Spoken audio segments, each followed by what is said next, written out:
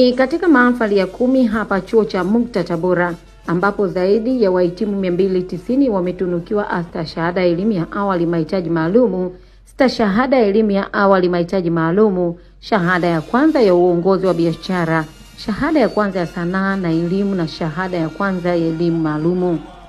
Katika hotuba yake mbele ya Waziri wa Kilimo Hussein Bashe, mkuu wa chuo hicho Profesa Juvenalis Asantemungu akawasilisha ombi wapatiwe wataalamu wa kilimo.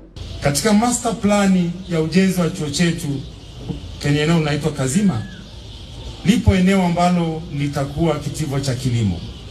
Na tayari tumeanza mahusiano na chuo hiki cha Austria. Sasa katika mpango huu tunakuomba wewe mwenye dhamana utupatie wataalamu tutakaofanya nao kazi, kwanza ku-identify eneo linalofaa kwa kilimo, cha mfano mbegu zinazostawi hapo mazao gani, lakini zaidi sana vifaa wezeshi. Hapa Waziri Bashe anaahidi kuunga mkono jitihada hizi ambazo tayari zimeanza kufanywa na chuo cha Mukta. Umeomba msaada wa matrekta, nitawasaidieni kama wizara hayo matrekta 3 na pawatila ili muweze kuanzisha hicho kituo.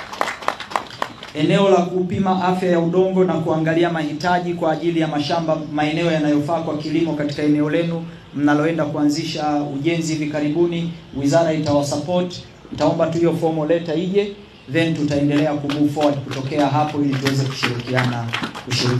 kushirikiana pamoja. Kisha akatoa nasaha zake kwa wahitimu. Nyinyi ni wasomi,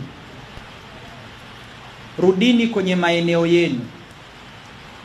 Sasa hivi serikali ina program inaitwa Building a Better Tomorrow ambayo inapelekwa katika halmashauri. Tunatoa mikopo ya interest ya 4% kupitia mfuko wa pembejeo. Nenda hata kama ardhi yenu iko kijijini ya wazazi, omba.